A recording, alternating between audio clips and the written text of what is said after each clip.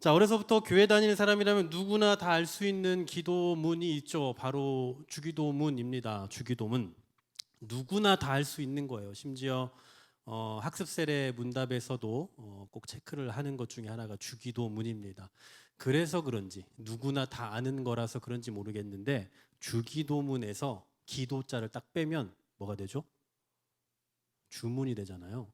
그러니까 주기도문을 우리가 기도처럼 하는 게 아니라 마치 주문처럼 하게 되는 습관처럼 그렇게 하는 경향들이 있는 것 같습니다.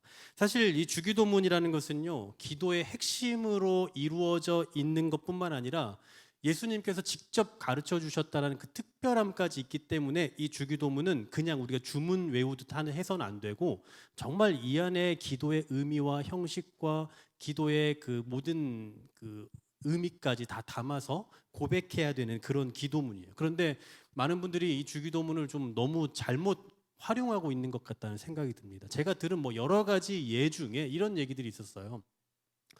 기도가 잘 되지 않으면 주기도문을 계속 외워라. 기도가 잘 되지 않으면 뭐 주기도문을 한 100번이라도 계속 해라. 뭐 여러분도 들어보셨거나 아니면 그렇게 권하신 적이 있을지도 모르겠습니다. 그게 아니면 뭐 방언을 받으려면 주기도문을 계속 빨리빨리 읽어라, 빨리빨리 외워라. 그러면 어느 순간 방언이 터진다. 뭐 이런 식의 이야기들도 좀 들어봤습니다. 뭐 그게 맞을 것 같진 않아요. 네, 저는 뭐 그렇게 권하지도 않고 권하고 싶지도 않지만 그냥 주기도문이라는 것을 이렇게 어떤 방도로 어떤 도구로 사용하고 있는 것 자체가 좀 문제가 아닌가라는 생각이 들기도 합니다. 사실 이 주기도문은 기도의 본질 그리고 기도의 내용을 다 담고 있는 거기 때문에 우리가 무언가를 이루기 위한 무언가를 하기 위한 도구로 사용해서는 안 되고 이것을 통해서 기도라는 게 무엇인지 그리고 우리가 하나님 앞에 기도하는 그 기도라는 걸 할 때에 그 기도가 갖고 있는 의미와 어떤 그 뭐랄까 정신 이런 게 뭔지를 생각할 수 있는 게 되어야 하거든요. 근데 단순히 우리가 무언가를 이루기 위한 하나의 도구로 주기도문을 사용하는 건 잘못이지 않겠냐라는 거예요. 그래서 주기도문을 얼마나 많이 하느냐, 얼마나 빨리 하느냐가 중요한 게 아닙니다. 만약에 주기도문 빨리 하기 대회를 하면 아마 그리스도인들이 장난 아닐 거요. 주기도문을 얼마나 빨리 하는지 몰라요. 진짜 생각도 할 겨를이 없이 그냥 하나님씩 우리 앞에 일명 오늘 뭐 마치 이렇게 정말 한 10번만 빨리 하면 방언할 것 같아요. 방언 못하는 분들도. 그래서 주기도문을 빨리 하라고 하는지 모르겠지만 주기도문을 얼마나 많이 하냐 반복적으로 하느냐가 중요한 게 아니라 주기도문을 어떻게 하느냐가 훨씬 중요한 거죠. 그래서 오늘부터는 우리가 주기도문의 내용을 좀 하나하나 생각해 보려고 합니다. 우리가 지금 산상수훈을 생각하는 중에 주기도문에 왔어요. 그러니까 주기도문을 먼저 보기 이전에 왜 예수님이 주기도문을 말씀하셨는가에 대한 배경을 좀 살필 필요가 있죠. 여러분 우리 처음부터 생각해 봤던 것처럼 산상수훈은 예수님께서 산에 올라가셨을 때에 어떻게 했습니까? 제자들만을 데리고 가셨죠. 그러니까 많은 사람들이 예수님을 따르고 있었을 때 그 사람들 다 뒤로 하고 제자들만 데리고 산에 올라가셨어요. 그러니까 이 산상수훈은 다른 사람 모든 사람이 아니라 오직 예수님의 제자들에 대해서만 주시는 교훈의 말씀이죠. 그 가운데서 지금 이 주기도문을 주셨다라는 것은 무슨 얘기입니까? 단순히 그냥 기도는 어떻게 해야 된다 이것을 넘어서 세상과 달리 나를 따르는 예수님을 따르는 사람들은 어떻게 기도해야 되는가? 예수님을 따르는 사람들의 기도는 어떻게 달라야 하는가를 말씀해 주고 있다라고 생각해야 돼요.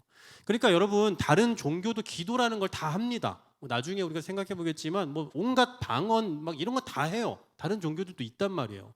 그러니까 우리가 그들과 다르게 예수님을 따르는 예수님의 제자라면 어떻게 기도해야 되는가? 예수님의 제자는 기도에 있어서도 어떤 다름이 있어야 되는가를 가르쳐 주시기 위해서 산상수훈의 내용 가운데 주기도문이 포함되어 있다라는 사실이에요.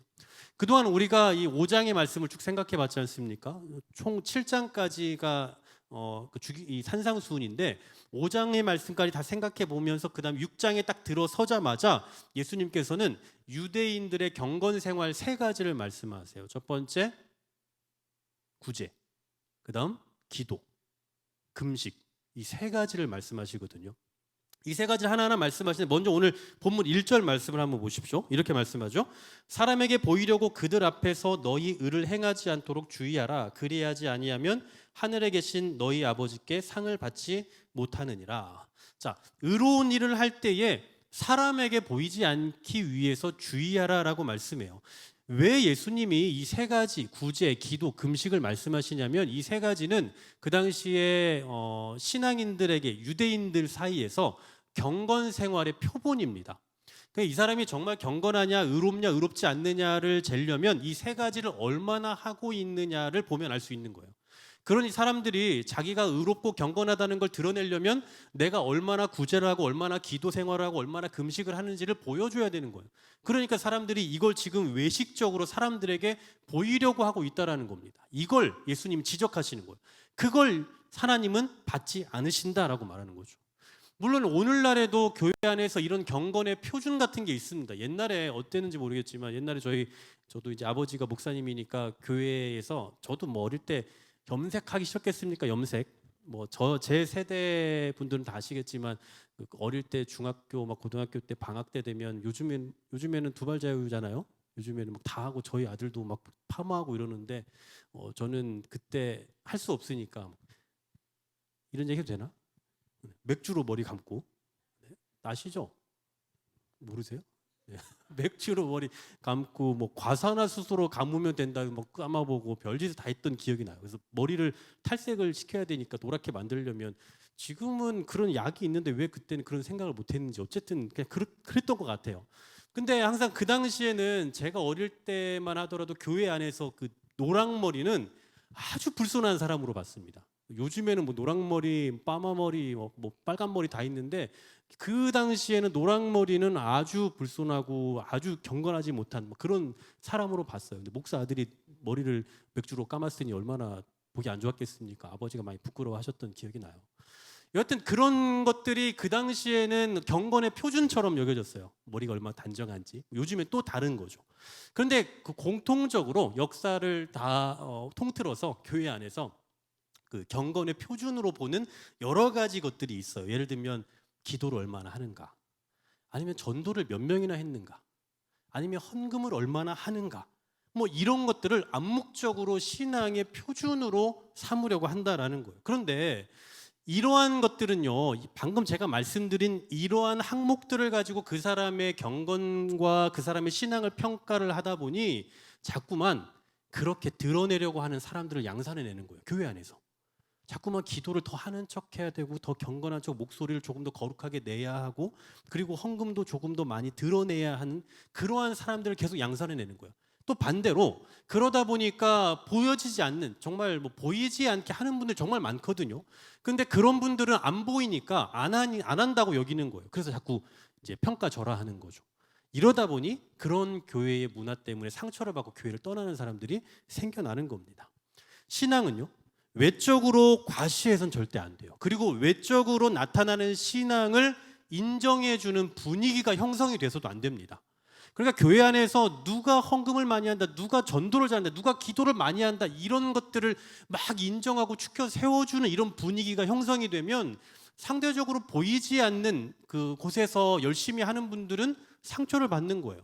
그러니까 이런 분위기를 만들어내면 안 된다는 거죠. 건강한 교회가 되기 위해서는 누가 얼마나 많이 하더라, 누가 얼마나 잘하더라, 이런 것들을 인정하는 분위기가 생겨나면 안 되는 거예요. 왜냐하면 이렇게 외적으로 과시하는 신앙은 오늘 예수님께서 뭐라고 말씀하세요? 1절 하반절에 그리하지 않으면 하늘에 계신 너희 아버지께 상을 받지 못한다라고 말씀하시잖아요. 겉으로 드러나는 것, 그리고 그것을 인정하는 분위기, 그리고 그것으로 하나님께 사람들에게 인정받으려 하는 신앙은 하나님께서 기뻐하시지 않는다라고 그냥 직접적으로 선언하고 계시는 거예요. 이어서 2절부터 4절에 보면 구제에 대한 말씀을 하세요. 우리 이 2절 4절을 잘 보면 자칫하면 굳이 하지 말라는 얘기처럼 들리거든요. 연약한 사람, 불쌍한 사람을 돕는 구제를 하지 말라는 것처럼 느껴지지만 사실은 그게 아니죠. 구제를 하지 말라는 것이 아니라 외식적인 구제를 하지 말라는 겁니다. 성경에는 언제나 구제에 대해서 강조하고 있어요. 예를 들면 신명기 15장에 보면 이스라엘 백성들이 가나안에 들어갔을 때에 반드시 해야 할 것 중에 하나로 구제를 말씀하세요. 구제는 선택사항이 아니라 반드시 해야 된다라고 언급하고 있다라는 거고, 또 야고보서 1장 27절에 보면 이렇게 말씀합니다. 하나님 아버지 앞에서 정결하고 더러움이 없는 경건은 곧 고아와 과부를 그 환난 중에 돌보고 또 자기를 지켜 새 속에 물들지 아니하는 그것이니라고 말씀하죠. 자, 진정한 경건은 뭐래요? 과부와 고아를 그 환난 중에서 돌보는 거라고 말하죠. 그러니까 구제하는 것이 바로 이 경건의 모습이 될 수 있다라고 말씀하고 있는 거예요. 그러니까 하나님의 백성들에게 있어서 구제하는 것, 교회가 구제하는 일은 그냥 해도 되고 안 해도 되는 것이 아니라 반드시 해야 된다라는 거죠. 이처럼 성경의 전체적인 맥락에 보면 구제는 반드시 해야 된다라는 건데, 그렇다면 오늘 본문에서 예수님이 구제에 대해서 말씀하시는 것은 구제를 해야 되냐 말아야 되냐가 아니라 구제를 어떻게 해야 되느냐를 가르쳐주고 계시는 말씀인 거죠. 자, 예수님께서 구제에 대한 말씀을 하시면서 뭐라고 말씀하십니까? 2절 보십시오. 회당과 거리에서 나팔을 불지 말래요. 이게 무슨 얘기냐면, 그 당시에 바리새인과 서기관들이 뭘 하냐면 시장에 가서 작은 나팔을 불어요. 작은 나팔을 들고 다녀요. 그리고 그 나팔을 분다는 것 곧 무슨 얘기냐면, 여기 지금 사람 도우러 왔으니까 모이세요래요. 얼마나 멋집니까? 네, 나팔을 불면 모든 사람들이 다 집중할 거 아니에요. 그런데 그 사람들이, 가난한 사람들이 막 거기로 몰리는 거예요. 그러면 딱 몰리면 이제 그 사람들에게 이렇게 동전 하나씩 주는 거겠죠. 먹을 걸 준다거나. 그럴 때에 그 사람을 바라보는 그 사람들의 시선을 한번 상상해 보십시오. 와, 정말 역시 바리새인 선생님 역시 다르다. 역시 서기관 선생님은 달라도 뭔가 달라. 저렇게 자기의 것을 마음껏 퍼주는 저런 정말 이 넓은 아량을 가진 분이구나. 이렇게 사람들이 생각할 거 아닙니까? 그런데 예수님이 바로 그런 걸 지적하시는 거예요. 나팔을 분다라고 하잖아요. 회당과 거리에서 나팔을 분다. 자기 자신이 누군가를 돕고 구제하고 있다라는 것을 드러내고 있는 것을 말하는 거예요. 그러면서 이렇게 하지 말라라고 하시면서 아주 유명한 말씀을 하죠. 3절이에요. 너는 구제할 때에 오른손이 하는 것을 왼손이 모르게 하여라고 말씀하죠. 이건 너무 잘하는 말씀이잖아요. 오른손이 하는 걸 왼손이 모르게 하라. 이건 무슨 얘기입니까? 내가 했던 것조차도 내가 기억하지 말라는 얘기예요. 내가 했던 것을 기억하고 있으면 언젠가 뭔가 무기를 꺼내야 할 그 시점에 그걸 확 꺼내겠죠.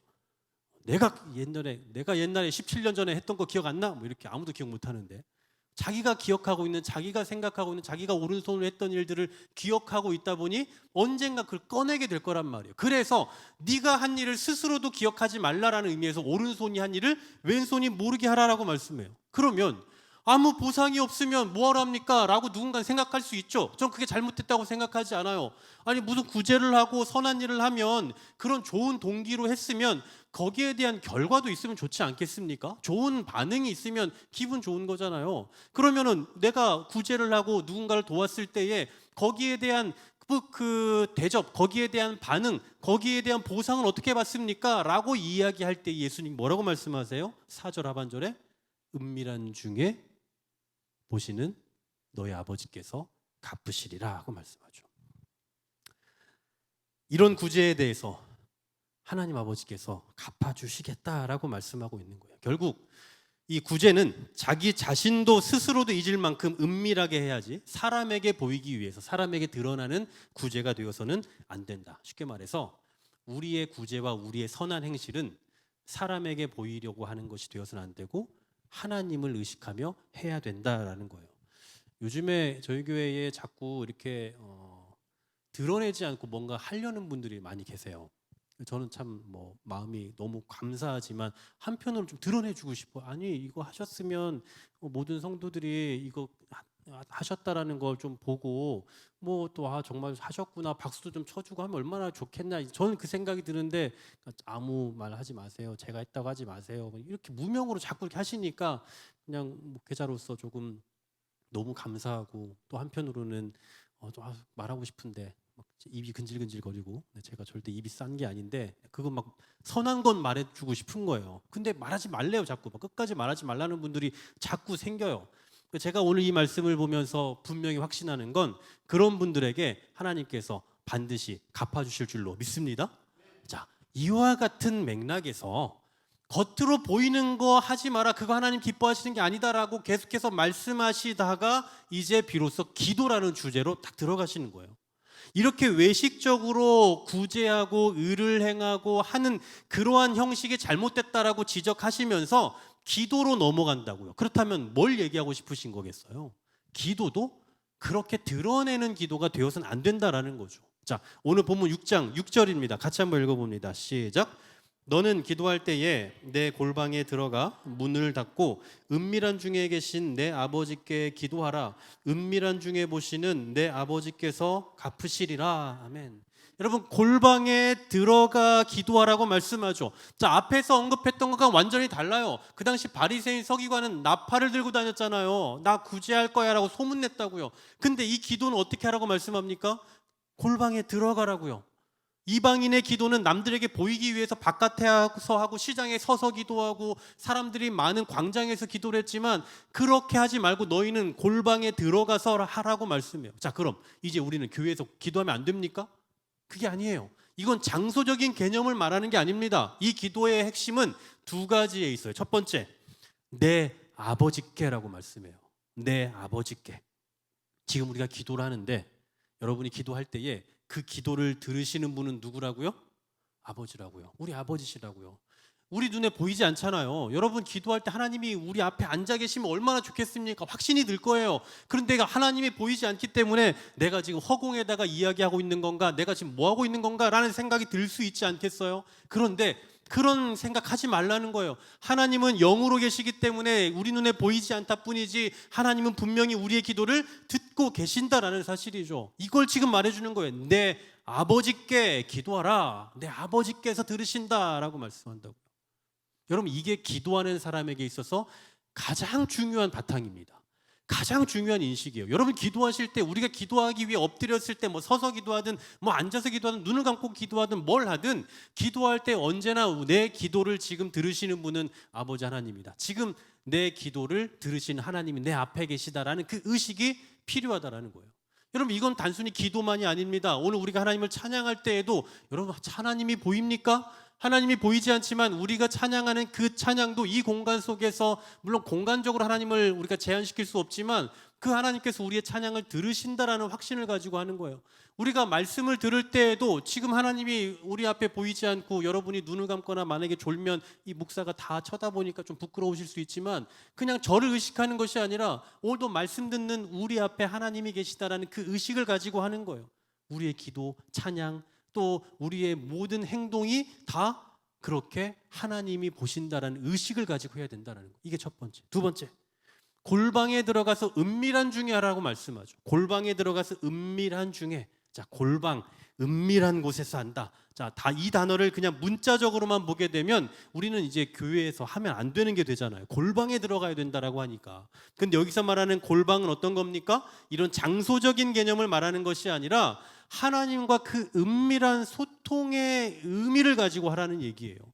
여러분 우리가 기도할 때 사람이 많은 곳보다 한적한 곳에서 혼자 기도하면 훨씬 집중이 잘 되겠죠. 그죠?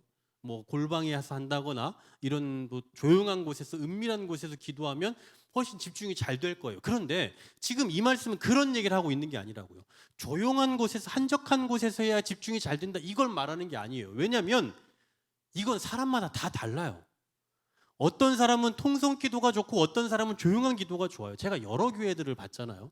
근데 제가 있었던 사역했던 교회들마다 분위기가 다 달라요. 어떤 교회는 정말 조용히 해야 되고 크게 하면 막 정죄하고 뭐 이상한 사람이 와서 기도를 저렇게 크게 해라고 사람들이 이렇게 속닥속닥거리고 어떤 교회는 조용히 기도하면 마치 믿음이 안 좋은 사람인 것처럼 그렇게 또 치부하기도 해요.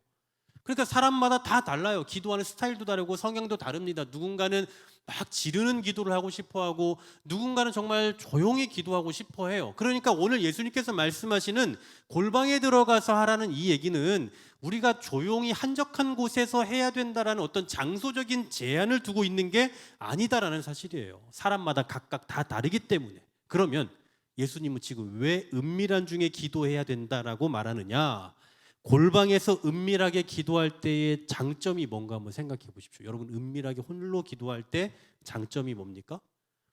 아무 사람의 방해도 받지 않아요. 누군가 내 옆에서 내 기도를 들을까 봐 걱정할 필요도 전혀 없고요.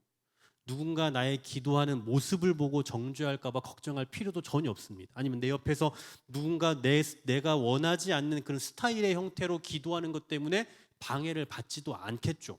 그러니까 골방에서 들어가서 기도한다는 것의 핵심은 홀로 있다라는 거예요. 홀로. 그리고 홀로의 핵심은 뭐냐? 아무 것에 방해도 받지 않고 한 가지에 집중하게 된다는 거예요. 하나님과의 만남에만 집중을 한다고요. 여러분, 우리가 카페에서 어떤 사랑하는 사람과 대화를 나눌 때 주변 사람 신경 별로 쓸 필요 없잖아요. 그냥 내 앞에 있는 사람의 이야기를 듣고 내 앞에 사람에게 내 생각을 전달하면 되는 거 아닙니까? 주변에 아무리 시끄러워도 다른 사람의 말이 들리지 않아요. 그냥 난 내 앞에 있는 사람과만 대화하면 되는 거예요. 하나님 앞에서 골방에서 기도한다라는 그 의미는 바로 이런 겁니다. 우리가 사람이 많은 곳에서 기도를 하든 혼자 기도를 하든 상관없습니다. 우리는 지금 하나님과 은밀하게 대화한다 라는 그 의식을 갖고 오직 하나님께만 집중하며 하나님만 바라보면서 기도하는 것이 바로 우리 신앙인의 기도의 자세여야 한다라는 사실이에요. 자, 내 하나님께 기도한다. 우리의 기도를 하나님 들으신다라는 그 확신 가지고, 그리고 여러분 옆에 사람이 있든 없든 신경 쓸 것 없이 하나님께만 집중하시면 되는 거예요. 사람이 있든 없든 아니면 우리가 지금 환경적으로 상황적으로 뭐 눈을 감고 무릎 꿇고 기도할 수 있는 환경이든 아니면 그게 안 되든 상관없이 그냥 하나님 앞에 기도하기 시작했으면, 기도하겠다 마음 먹었으면 그냥 하나님만 바라보는 겁니다. 하나님만 집중하는 거예요. 그래서 여러분들이 저는 그렇게 생각해요. 저는 우리 교우들이 금요일에는 막 소리를 질러서 기도하시는 분도 있고 또 조용히 기도하시는 분도 있지만 저는 아무것도 구애를 받지 않았으면 좋겠어요. 내가 이렇게 크게 하면 누군가 싫어할까? 신경 쓰지 않았으면 좋겠고, 누군가 크게 한다고 신경 쓰지 않았으면 좋겠어요. 왜냐하면 기도는 그냥 하나님과 나의 1대1이에요. 지금 우리가 이 시간에 하나님 앞에 기도하는 것은 하나님과 나의 1대1 관계 속에서 하는 거지 우리가 공동체적으로 하나님께 하는 게 아니라는 거예요. 그래서 우리가 기도할 때에는 언제나 내 아버지께서 들으신다. 그리고 하나님 앞에서 1대1로 마주하고 있다라는 그 골방에서 하는 것과 같은 의식을 가지고 하나님 앞에 간구하는 것. 이것이 바로 기도하는 사람들이 가져야 할 분명한 두 가지 인식이다라는 사실입니다. 그런데 이것은요, 단순히 기도에서만 나오는 것은 아닐 거예요. 우리의 일상 속에서도 하나님을 의식하는 삶이 필요할 겁니다. 여러분, 얼마나 하나님을 의식하며 살아가고 계십니까? 요즘에 여러분 살아가시면서 어떻게 하나님을 생각하며 우리의 삶의 환경과 자리에서 하나님을 어느 정도 의식하며 살아가고 계십니까? 하나님은 언제나 우리와 함께 하시다고 우리가 믿잖아요. 그런데 우리는 마치 나 혼자 있는 것처럼, 하나님이 함께하지 않는 것처럼, 그렇게 홀로 살아가고 있는 것처럼 살 때가 얼마나 많습니까? 코람데오란 말 다 아시잖아요. 하나님 앞에서. 우리는 오늘도 하나님 앞에 서 있습니다. 우린 매일같이 하나님 앞에 서 있고, 예배의 자리에 있을 때도 하나님 앞에 서 있는 거고, 우리가 잠을 잘 때에도 하나님 앞에서 잠을 자는 것이고, 기도할 때도 하나님 앞에서 기도하는 것이고, 찬양할 때도 하나님 앞에서 찬양하는 것입니다. 사랑하는 여러분, 오늘 우리는 하나님 앞에 서 있어요. 반대로 얘기해서 하나님이 지금 우리 앞에 계십니다. 여러분 앞에 계세요. 하나님 오늘도 우리의 기도를 들으시고 하나님 오늘도 우리를 부르셨어요. 저는 분명히 확신합니다. 저는 예배의 자리에 우리가 나올 때는 내가 온 것이 아니라 하나님이 우리를 부르셨다라고 저는 늘 확신하고 그 생각을 갖거든요. 오늘도 여러분들이 여기에 오셨을 때는 여러 가지 환경과 상황들이 있잖아요. 근데 안 오셔도 돼요, 솔직히. 제가 이런 말 하는 게 옳지 않겠지만 목사로서 안 오셔도 된다는 말은 틀린 얘기겠죠. 그런데 여러분 입장에서 생각하면 굳이 안 가도 되지 않겠어요? 그런데 하나님께서 오늘 여러분들을 부르셨으니 나도 모르게 나오게 되는 거예요. 오늘 하나님이 나를 부르셨기에 우리는 여기에 있는 거고, 오늘 하나님께서 우리의 기도를 듣겠다고 하셨기 때문에 우리는 또 기도의 자리에 있는 거고 기도하게 되는 거고, 하나님께서 우리의 찬양을 듣겠다고 하셨기 때문에 우리가 하나님을 찬양하게 되는 겁니다. 언제나 우리는 하나님 앞에 서 있고 하나님은 우리 앞에 계셔요. 오늘 우리 앞에 계신 그 하나님 앞에 우리가 마음껏 찬양하고 기도하며 우리의 삶을 아뢰고 우리의 필요를 아뢰며 하나님 앞에서 살아가기를 몸부림치며 결단하는 이 저녁 될 수 있기를 주의 이름으로 간절히 소망합니다.